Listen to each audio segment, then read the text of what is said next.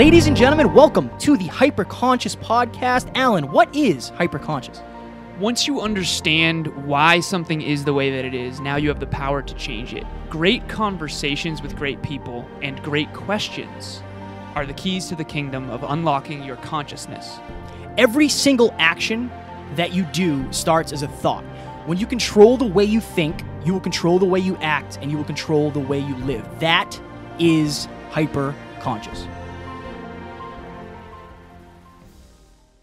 Ladies and gentlemen, the Hyperconscious Podcast is proudly sponsored by our friend and mentor, David Meltzer of the Playbook Podcast. He was kind enough to join us on episode 144 and 135. Folks, it has become Kevin and I's mission in life to help you realize that the life of your dreams is right on the other side of you becoming the greatest version of yourself. Let us help you do that. I rarely do these things twice in such a short amount of time, but you guys impress me. I believe in people that provide value and of our service. You two guys are on your way to huge fulfillment, purpose, and profitability, and I look forward to helping you both. We appreciate that more than you know.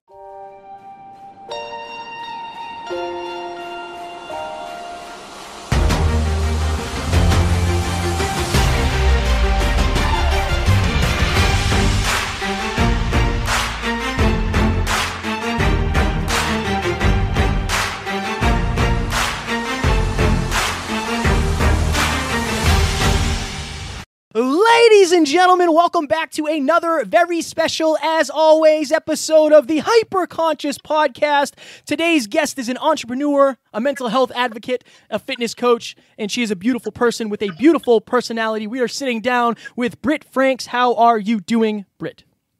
I am so good, and I am smiling just hearing that introduction. You guys have so much energy, and I'm just really, really excited to be here. We're bringing the energy. We are bringing the energy. So, first thing is first, one thing that we talked about in the preamble, something that you like to inspire others with and talk about is rising up. What is your definition, before you get into who you are, what is your definition of rising up, and what can the listeners expect from you in this interview?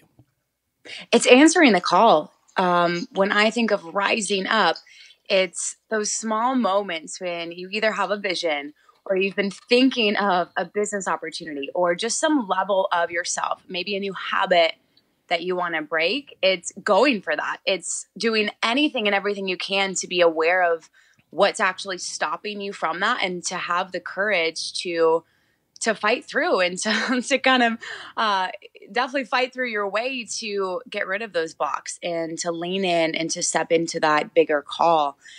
So definitely, I'm excited to share my journey of having gone through that process and having fallen flat on my face numerous times, and just the lessons that I've shared. It's not an easy or a straight path, but that's what makes me that much more inspired and excited to share my journey with other people, is because we're not in it alone. And if anything that I say can be of encouragement or support to someone else who has been where I was, or maybe is going through something right now, I'm excited to just be a support and encouragement and a little bit of a guide along that process. So let's get into your journey a little bit. So before this came to fruition, you sent me a few audio messages. We exchanged audio messages back and forth, and we were just talking about our stories and how we felt like we were connected through our stories, and we resonated that way. Can you just take us through the story of Britt Franks and how she became the incredible woman that she is today? Yeah, so the first thing that really launched me into a path of growth was I was obese as a child. I always really struggled with my weight, with my self-esteem, with body image, and I felt really like alienated, I guess is the best word, and an outcast when I was younger. And so, but at the same time, I was a performer, I was a dancer, I was a singer, I was an actress. So I had this big, bold personality, but there was so much of me that wanted to hide, that wasn't confident in being bold, and just felt like no matter what group I tried to get in on or what sports team I went out for, that it just wasn't seeming to fit. And I struggled with my weight all throughout college too. I ended up getting on my college dance team at San Diego State. I was in a sorority. I'd had all the things, right? I was in honors. I had AP as a student in high school. Was a really great learner, like great kid, all of that good stuff. But I just had this inner battle within me that just didn't feel confident in my most authentic self. And my weight was a huge part of that. And even to this day, like I could easily use weight and body image as an excuse to play small. And so I think for me, having to overcome that battle in being, kind of in the spotlight with where my talents are. I love to speak. I love to perform. I love to be in front of audiences. So leaning into that call and the things that I love to do, but also battling not wanting to be in that spotlight was what really was the catalyst for me to lean into that. I'm like, all right, I got to figure this out. Like, I want to be confident. I love, helping other people and speaking in front of them to help them. So how do I get myself to feel like I really can be my most authentic self in those spaces? So that really has been kind of behind the scenes, a catalyst to a lot of the things that I've done. So I was super, super blessed in college to study kinesiology. I was in an entrepreneur program outside of that, got introduced to Fitness Quest 10 down in San Diego. It's one of America's top 10 gyms in the nation. And that was really the first, I guess, professional experience that I had in a world-class environment that thrusted me into this life of personal growth, of development, and of leadership. I was a personal trainer, group exercise instructor. So I was leading. I was out in front of classes. I was speaking. I was motivating people. I had to find it within me to lead and to find what great energy was for those people in a world-class environment where there's professional athletes. Like, the demand to perform and exceed expectations was very high, and I loved that. And it's crazy. From that experience, that's where I got introduced to Darren Hardy, who's, a keynote speaker, entrepreneur, editor of Success Magazine. And I ended up getting on his team. Super, super grateful for that opportunity. And that was the next 3 years of my career. So I was still doing some stuff in fitness on the side, but with Darren, again, I was thrusted into an environment where I had to face my own challenges in order to meet the demands that, were kind of outside of me. And I love that. I've always sought out challenges. So that's kind of where my career took a turn more into the entrepreneurship side of things. And just recently, actually March of this year is when I really decided to lean into the tug that was on my heart to become an entrepreneur and not just become, but listen to that tug on my heart. I feel like I have been an entrepreneur for a while, but just shy to really step into that. And I went for it back in March and back in wellness and fitness and the holistic side of things, pursuing my own vision. So that's where my journey has led up until this point. And yeah, a lot of lessons in between that.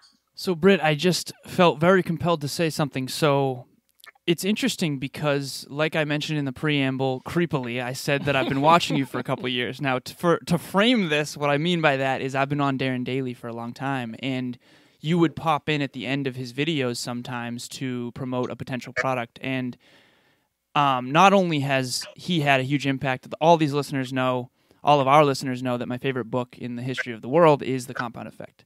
And I love Darren, but I remember seeing you, and I remember thinking to myself, swear to God, true story, how does he retain talent like that? Because someone like her reminds me of someone who's going to leave him. And I didn't mean leave him in a bad way. I mean do her own thing, carve her own path. And I think it's interesting that you just told me that you answered the call finally to go and step into your own thing. But I remember my intuition saying that back when I saw you on camera. Because in my mind, I'm like, I considered trying to work for Darren as well. I actually applied to a job of his, and then I ended up being glad that I didn't get it, not because I don't think the world of Darren, but because it forced me to lean into my own thing even more. And so I felt compelled to say that. It's like, if you had that calling, I sensed that even then, which is so cool. Fascinating. For someone out there who is maybe not listening to that whisper yet, like you or myself have done in the past, what would you recommend they can do it from a practical standpoint to really acknowledge that whisper and then try to have the courage to lean into it? Ooh, that's such a good question. And I've really challenged myself to take a bit more of logical approaches on things, even though I'm very emotional. And I love that about myself because I wear my heart on my sleeve. I know when I'm feeling something, and I am able to articulate and express that. Like I've really become self-aware in my sense, of myself to be able to do that. But I also think, logically speaking, that when you have that tug, you have to look at the world around you. You have to look at your circumstances and be like, okay, does this logically make sense for me to jump into this? Do I have the support I need? Am I going to be able to meet my base needs? And I'm thinking more in terms of like jumping into a new business opportunity kind of thing, higher level kind of risk-taking decisions. But I mean, there's little tiny decisions that can lead up to that as well. So I mean, the best advice I can give is just lean into it. And what I mean by that is like small ideas that you have. I'm trying to think of an example of something. When you had that whisper, were you doing things behind the scenes to mentally, emotionally prepare yourself for an eventual lean into?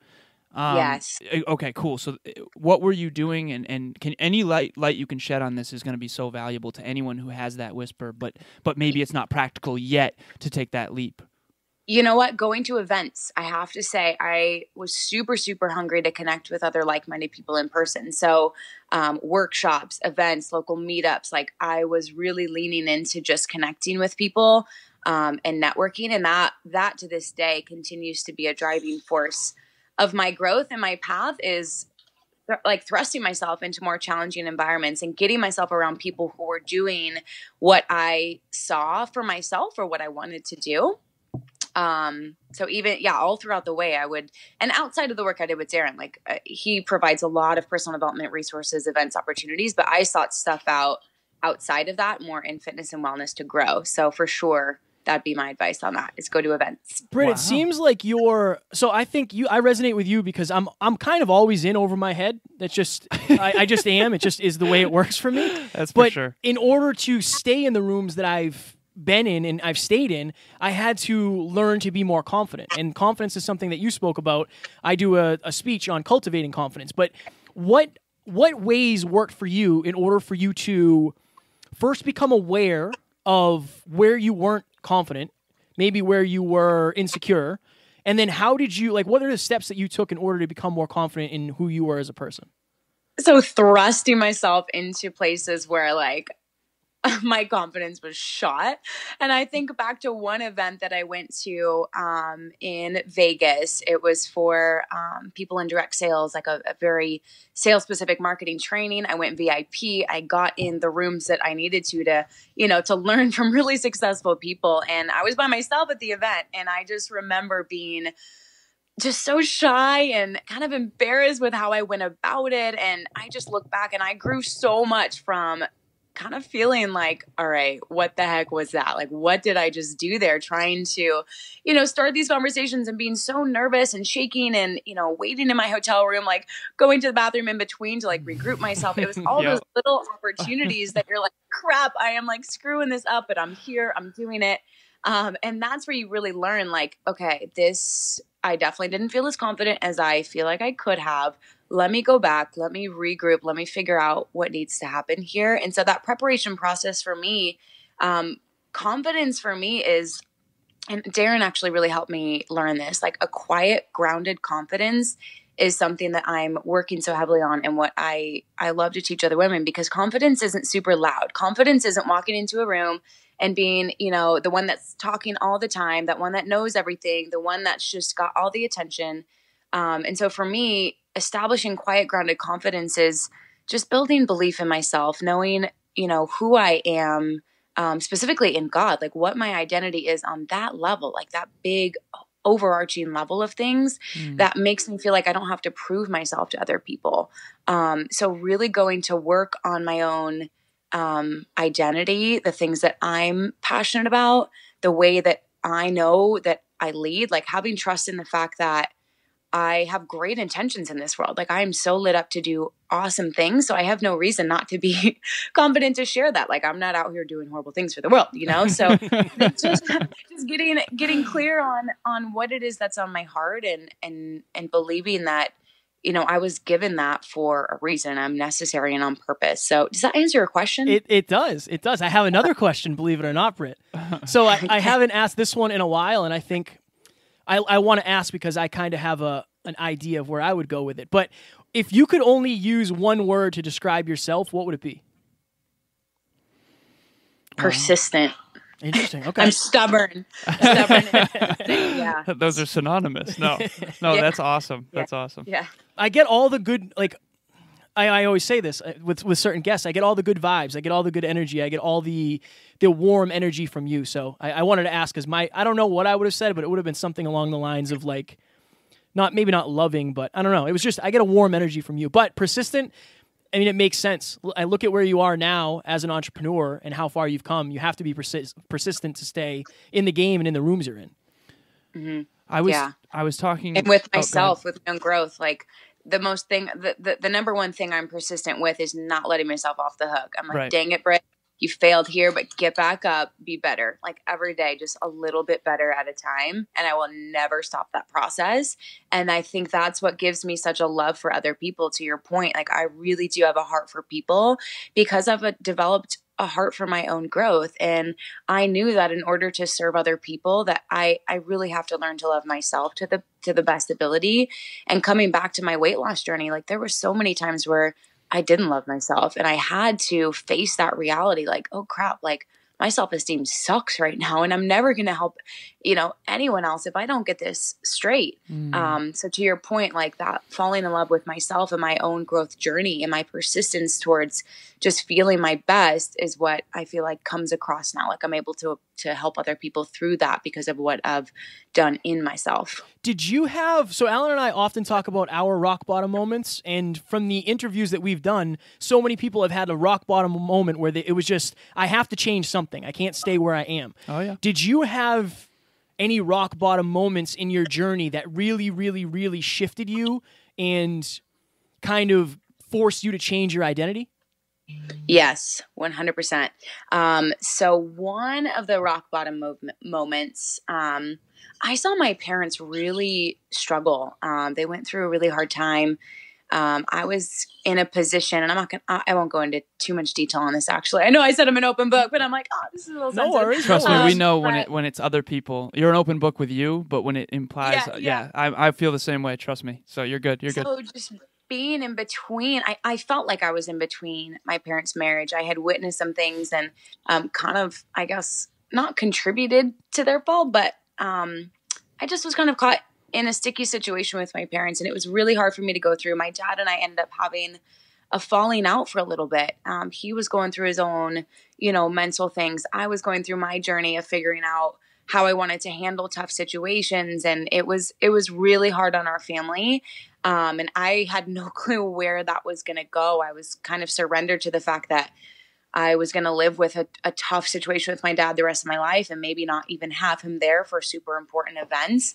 And that was so challenging for me. And the biggest thing it challenged me with was I've always been a daddy's girl. I've loved my dad for my entire life. We've been so close, and I wanted to make him proud for a long time in my life. Like, my dad's a football coach. He gave me, I feel like this the energy that I have as a fitness coach, as a leader, I really learned from my dad, and the things that I've been wanting to accomplish, I've wanted to make him proud. And so not having him in my life, like, kind of threw me for a loop. Like, I'm like, wait a second, I have to find my own motivation. And, working with Darren around the same time that all this was happening, Darren kind of stepped in. He knew kind of what was going on and played a very, I guess, fatherly role for me. Darren was there for me when my dad wasn't, to be quite honest. And Darren mentored me at a whole new level that my dad really never did or could get to. And I love my dad to death. We're now back in a healed relationship. I'm so thankful for it.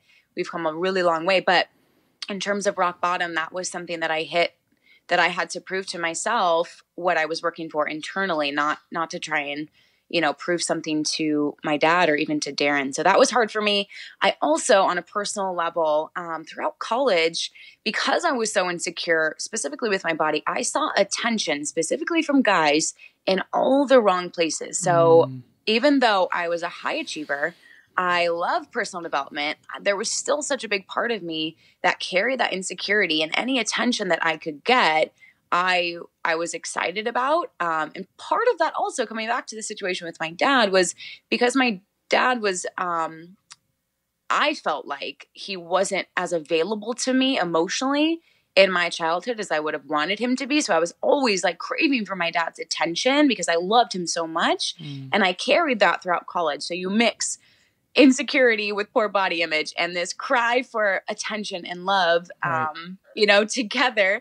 And it led me down a horrible path. I made some decisions that, you know, I am not proud of to this day. And that forced me into a spiral of the lowest self-esteem that I'd ever been in. I went through a really traumatic event personally, just from my own poor decisions, being in the wrong environments. And that was my second, probably biggest rock bottom of all. I just remember having to face a really tough reality that felt like a nightmare, to be quite honest. And I asked myself, like, okay, how did I get myself here? And that sparked me into another process of just personal growth and reflection, and having to be dead honest with myself about the choices I was making, and about, most importantly, the low self-esteem that I had carried. And I was determined to go to work on that because I know that that's what contributed to me getting there. So to this day, you know, I think back on that, and that was probably about 4 years ago to this point. But it was the catalyst for my faith journey. I actually found Christ through that moment. And my faith is so much of what, you know, has contributed to my personal growth and development, and all the decisions that I've made from here on out, and my life's path and everything. So I'm eternally grateful for that situation. And like I said, the relationship with my dad is healed now. So I'm on the front end of all of that, but absolutely those were my rock bottoms. Thank you for sharing all of that, Britt. That was very vulnerable, and I resonated very strongly with it. And now I'm understanding why you're a mental health advocate, because you struggled so much with self-esteem. Yeah. So, we often talk on this show about how... So Darren says this, actually. Your adversity is your advantage. Because you can develop the emotional muscle to then go do extraordinary things that ordinary people simply cannot do. And I appreciate you saying to us and to the listeners that you're on the forefront 4 years later of that challenge. Because on this show, we like to pull back the curtain on the struggles that made a diamond out of you, the pressure you were under. So we really appreciate that. I often say an analogy about like going through the oceans of life. You're on a sailboat. And it's like when the storms come, not a sailboat, a steamboat, I'm sorry, self-esteem. When storms come, and they inevitably will, do you have the self-esteem to keep going through them, or do you stay where you are? And all of us with our dreams and our intuition, we're kind of searching for an island that no one else can see. And it's hard because people who don't understand why we're headed that way will take wind out of our sails, and people who do trust that we do know what we're talking about will put wind into our sails, but sometimes that's difficult, especially at the beginning of a journey. How have you maintained building self-esteem over the last 4 years, even though a lot of naysayers may have come in and said, what are you doing? You're changing so much. Like, we love you for the way you used to be. Obviously, they're not saying those words, but they might as well be. Oh, yeah, totally. And I want to take out the may in there, the definite, that there have been people, you know, in my journey specifically. And again, I love my family so much. I love them to life. And they have also been kind of my biggest challenge in terms of staying my own course and staying true to myself. I'm very different than my family. Neither of my parents are entrepreneurs. They are both educators. Both grandparents on both sides as well are educators. And so here I am pivoting strongly, like my family tree, into entrepreneur world, with this just drive to just do more and radically shift the trajectory of, you know, my family's generational wealth in particular. And so, yes, there have been situations, and even to this day, like I just think back to conversations I've had with my brothers, or choices I've made when I go home for the holidays and I want to make certain choices either around my food, like on the smallest things, or, you know, listening to a podcast or whatever it is that I go to choose to help myself stay on track. And they give me crap. I love my brothers. They've helped me become who I am today. And they know I love them so much, but I have to, in those moments, stay true to that. So, and your question was specifically, how do I stay true to that? Or I think I say this often. Why would Warren Buffett invest in a stock he didn't believe would grow? And to me, if you don't have self-value and self-esteem, you're not going to develop yourself because you don't believe you can grow. And especially when the naysayers come it's like, do you have the self-esteem to stay true to your course when people you know, love, and trust are telling you you're wrong on a subconscious level? So I guess, how did you stay true in those moments? And I'm sure there's times where you didn't. Can you go into that a little bit? Well, that's what I was going to say is like, again, I love looking back and reflecting and learning from my mistakes. And I think the thing that keeps me on track now is my reflection of the past being of when I realized like, dang, in that moment, I let them totally steer me off course. And like, I let my anxiety, my overwhelm, my people pleaser self, my perfectionist totally get in the way, you know, and I put my present wants in front of my future needs, you know, and it's falling flat on your face that really helps you learn from things. And how I've been able to stay more consistent now is because I gave into those influences in the past. So that's one of them. And also I really do truly believe that I'm going to do incredible things. And the reason I say that is because when I look at my family in particular, which I'm saying is like the biggest influence that I have a challenge with, I'm staying on track to my own path, is I love my family so much that I know in this moment, if I don't become my best self, I will do them the greatest disservice that I've ever done. Like, it is so hard for me right now not to be able to have as much time freedom, money freedom as I want to go to travel with them, to bring my mom on a trip to Europe. That's on my vision board. And I know that in these moments, if I give in to certain things, that I will never be able to serve them to my greatest capacity. And I really do believe that, like I said, I'm going to be able to do that one day. And so I just have that in the back of my mind all the time. Like, okay, be patient. Like, this will all be worth it. Like, I will serve you greater one day, you know? So I just keep reminding myself of how I'm going to be able to serve them, because then it doesn't come from a place of like resentment or anger or things like that, where you're like, no, brother or mom or whatever. Like, you don't have that energy around it. Right. It's actually very loving, very empathetic. Because in all reality, something that I tell myself that helps with this as well is, and Darren actually told me this as I was going through all those struggles with my dad, and Darren really, helped me through that. He's like, Britt, your dad is just doing the best that he can. Like everyone in your life, they're just doing the best they can. And I tell myself that in tough situations, like, okay, and if I'm in a tough conversation with my mom and we're not seeing eye to eye, she just doesn't understand my vision. She doesn't understand why I want to be wealthy, like all these things, right? I'm like, my mom is just doing the best she can with her own growth path, with the things that she has learned, the resources she has, her awareness. She has available. Yeah, she's just doing the best she can. And so it gives me a little bit more peace and patience for that.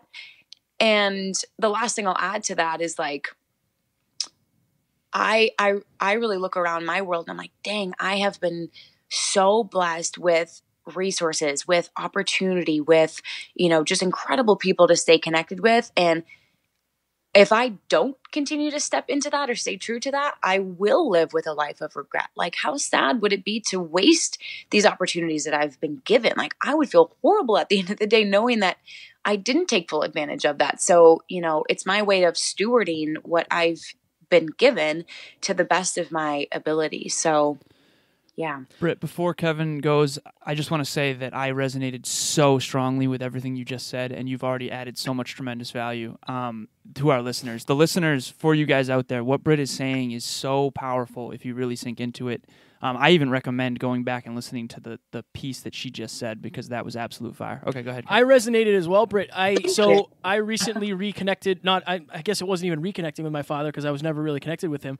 But I had to understand that he did what he did at the time because he didn't know any better, and he might not have wanted the situation he was in, and he just did the best he could. So I had the same thing. So that I definitely resonated with that as well. So you've been fortunate enough to spend time around a lot of really powerful leaders, and you are clearly a great leader yourself in terms of entrepreneurship and with coaching others. In your opinion, what makes a good leader, especially in today's day and age? Integrity, 1,000%. Because we live in such a world right now where everything is out there. Like, we don't hide really behind much, from social media, from being able to just pick up our phone, put our faces on camera. Like we have so much, what's the right word I'm looking for? Exposure is the right word. Transparency, yeah, exposure, yeah. Yeah. So I think integrity is like absolutely number one, super important. And again, I learned that from Darren. That's one of the biggest lessons that I learned is he really absolutely 1000% practices what he preaches. And I, before that, had been surrounded by a couple other leaders who I won't name, who I learned the opposite. I'm like, dang, you are preaching one thing. I've seen you in your personal life. I've gone to, either dinner or lunch with you. I've seen how you treat the waiter. Right. And over here, you are encouraging and empowering women on social media, to be kind, to be generous, to be loving. But yet I saw you in person just be so absolutely rude to this waitress for putting croutons on your salad. Like what? And so I got to witness both sides of that from the smallest of actions and choices. But Darren, nonetheless, like I that's one thing I've learned so heavily from him is his ability to be in integrity. And I knew that the things he was teaching me, he had lived, he had experienced. And I can't say that about a lot of the thought leaders, of today. I have that little sense of doubt. Like, are they really practicing, what they preach? Britt, you're on the struggle bus with us. Trust me. There have been some episodes that do not see the light of day because of that exact thing. We realize that we do not want to perpetuate anyone who is better on the outside than they are on the inside. We've realized that about ourselves because we have this pattern that keeps happening of like, why don't we resonate? Oh, because the truth is worse than the perception. Yeah. And when we figure that out, we don't like it because we aspire to be the opposite. Right. And obviously we all screw up. So I had another question. When you say integrity, I couldn't agree more. There is no better answer in my opinion. Character, integrity, and pure intentions. Now, what is your definition of integrity, though? Ooh. I think integrity for me is being 1,000% honest with myself because there's one thing about, being honest with other people. But at the end of the day, if you lay your head on your own pillow and you know that you BS'd yourself with the smallest of things, like, okay, what did I actually eat today? And you're like, oh, I ate super, super clean. I'm hitting my macros, whatever it is. But you look back, you're like, wait, no, I had like 3 Ghirardelli chocolates. Like, okay, we're not being totally honest with ourselves here.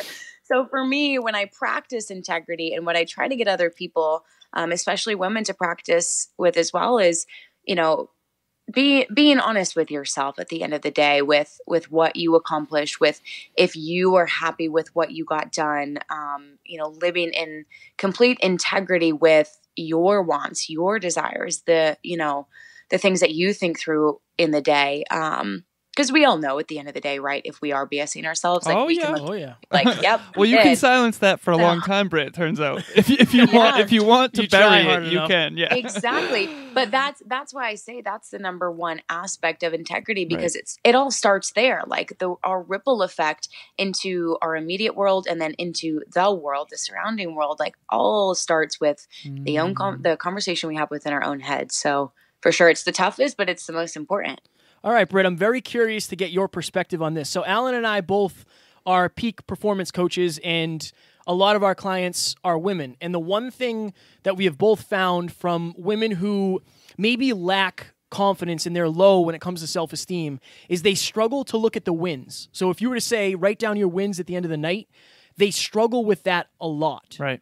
How do you have a routine where you reflect on the previous day and take time to say like, oh, I did this really well, I could have done this better? And what advice do you have to people who struggle when they're really trying to find the positivity throughout their days?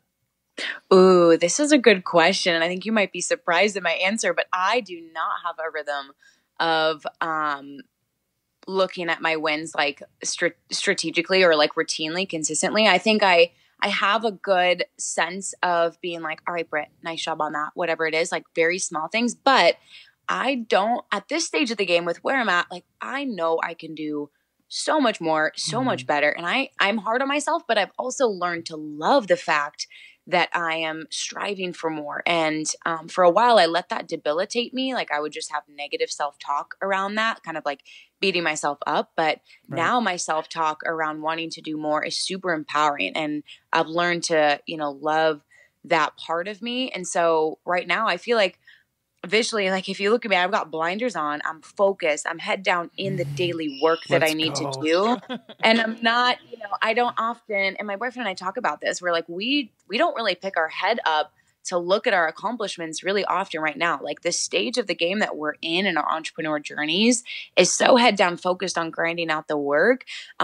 So yeah, I don't really pick my head up to look around, but I think part of that is also like, I don't really want to carry an ego of that in the future. And not that everybody, has ego around it when they do, but like, I don't really want to just celebrate my own successes. I rather spend my time celebrating, the people on my team who are having success, or my friend, or my boyfriend who's hit a new, mile marker in his business, whatever it is. Like, I rather be constantly looking for ways to celebrate other people, because it just feels better to me. And I think it's a slippery slope sometimes if you let yourself celebrate, too much.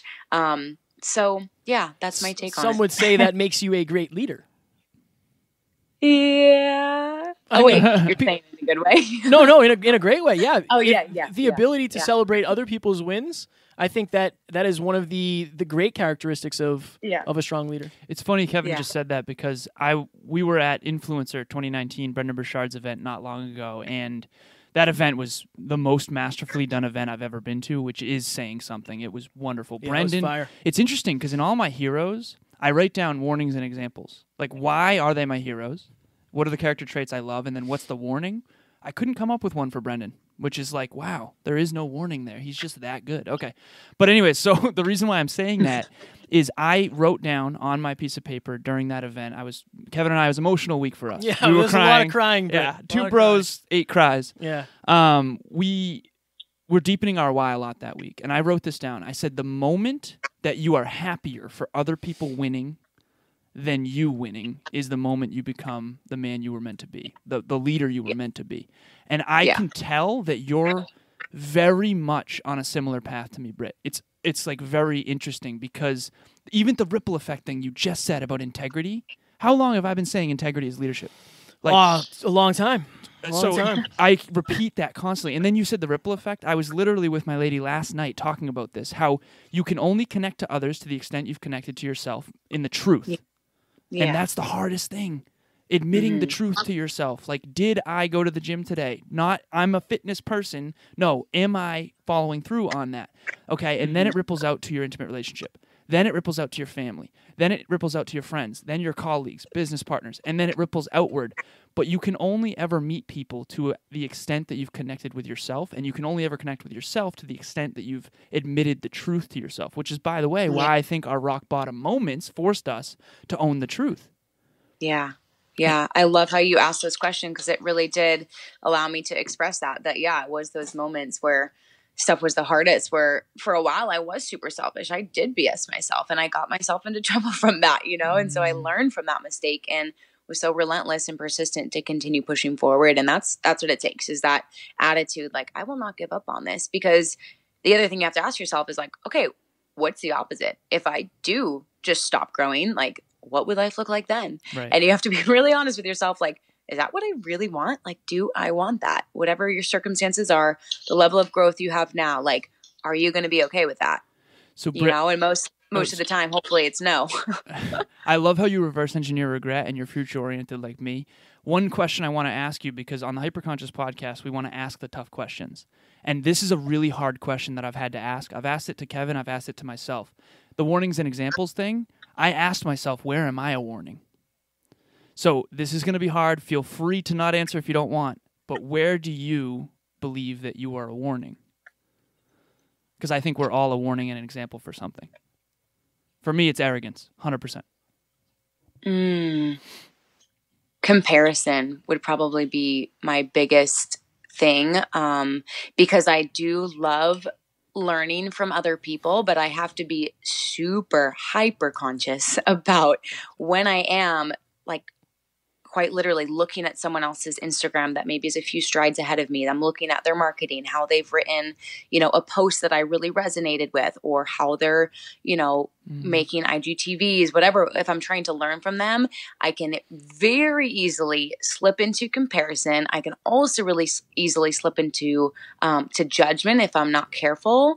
So that would be the biggest thing for me. And sometimes I'll catch myself too if I'm like just talking about someone else or sharing with my boyfriend something I've learned. Like I'll have to catch myself in the moment, not wanting to compare myself to that, Right. and take it really positively. And sometimes I just like resist it completely, like very intentionally, like don't go on social or stop following those people because I want to break that habit so badly. Right. Because my whole message is like being authentic to yourself and honoring your own journey, that, if I, to my team or as a leader, show that I've slipped into comparison or judgment, like that is major, major warning. And it's not living in integrity with what I'm actually sharing.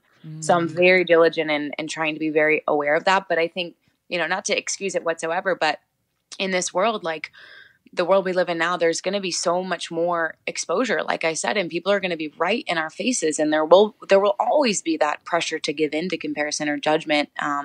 And it knocks your self-esteem. That's one of the biggest things I've had to identify as a roadblock for me and go to work on that. So it Thank you taxes for sharing that. Yes, thank you. That's something that I don't think Alan deals with as much as I deal with that at times as well, where it's like Dave Meltzer is our mentor and our coach, and he's done an amazing job at helping me with that from the things that he said. Like, it's a waste of energy. If you're using your energy to compare yourself to others, you're wasting that energy where you could be inspiring others with that, or you could be motivating others with that, or you could be sharing your story. So I definitely resonate with that. And I think that's one of the biggest problems Right. now, because you're seeing the highlight reel that is social media compared to The truth. the Right. truth. Right. And if you're in a bad mental space, you see somebody with six-pack abs, they're all oiled up and shiny, and it's like, And it's a filtered photo Right, anyway. right, And yeah. it's cherry picked from the 200 they took. yeah, it's a whole thing. Oh, it's brutal. It's a whole thing. All right, off the negativity. yeah. So you mentioned that you didn't have a reflective, like you don't habitualize reflecting.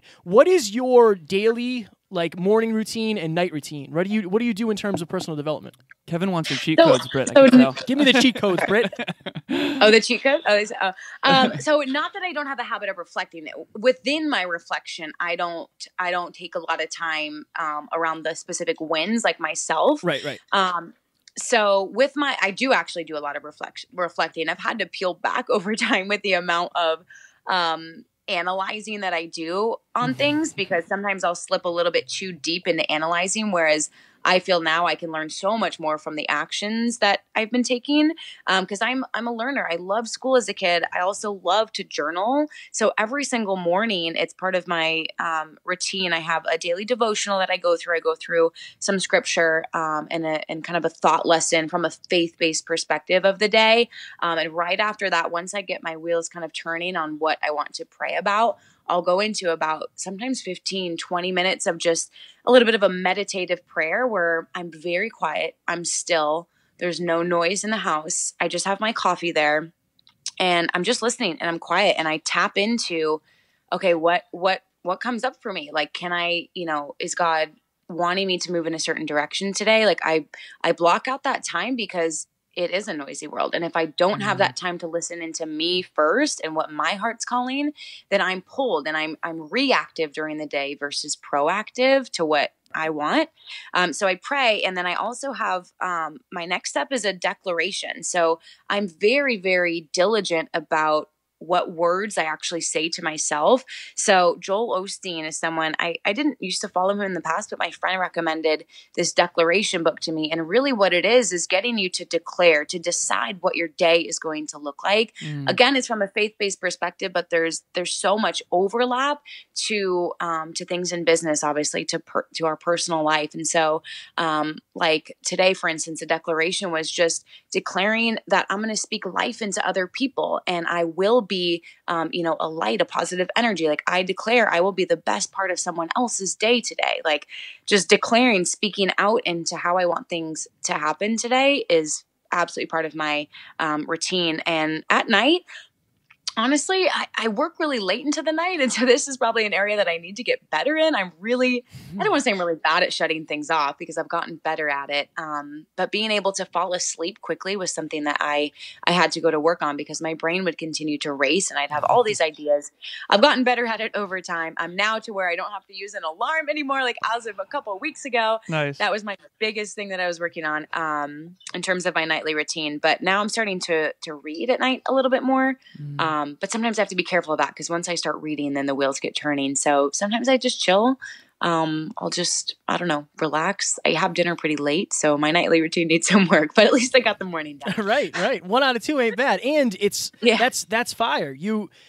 When you set your day up from the perspective of getting your mind right first thing in the morning, I don't know how I didn't do that for 27 years. God, it's a game changer. It's such a game changer. The best. Yeah.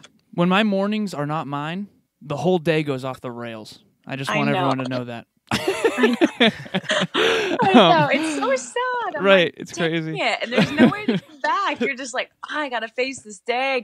I got to get to it right now. Like, no more waiting. So I have a question.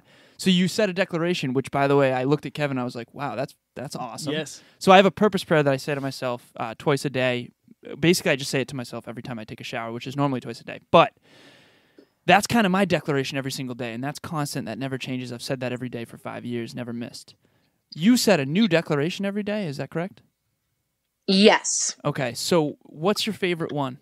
If you were to... Victory. Speaking victory and overcoming challenges. I just believe so firmly that not only myself, but everyone really is here to live their fullest life, the fullest expression of themselves in abundance, in overflow, in their purpose, in fulfillment. So declaring victory, like you will live that life. That is what you are here to live. Like there is no other if, ands, or buts. If you are going to struggle in life, if you're going to be sick, if you're not going to be able to face the hard things, like no, like that is not, don't even let that thought even enter your mind. I go to work daily just to declare victory over anything that comes up. When you mention like being aware of the waves that'll come crashing your way, I know there's going to be waves, but guess what? I've already decided that I'm going to overcome it. I already know that no matter how hard it gets, whatever struggle I have, that I have victory over that. Fired up. I feel compelled to say something quickly, and then I'm I'll fired let you up. go, Kev. Kev's fired up. So I'm noticing a pattern so the way that you have approached your life. I'm fascinated by it because, again, why would Warren Buffett invest in a stock he didn't believe would grow? It's obvious to me that you've always believed in your own brighter future. And I think that when you've lost sight of that belief, maybe you were willing to chase pleasure at the expense of your long-term goals. We've all been there. I certainly have. Mm-hmm. I have this thing that I say, every time we're in emotional pain, we can either develop a virtue or choose a vice. We're either going to escape it or learn and grow from it. But why would someone learn and grow from it when that's the harder choice if they didn't believe they could grow? So, when did you choose vice over virtue, and why? And what can we do to help other people choose the virtue? Oh my goodness, that's a tough one.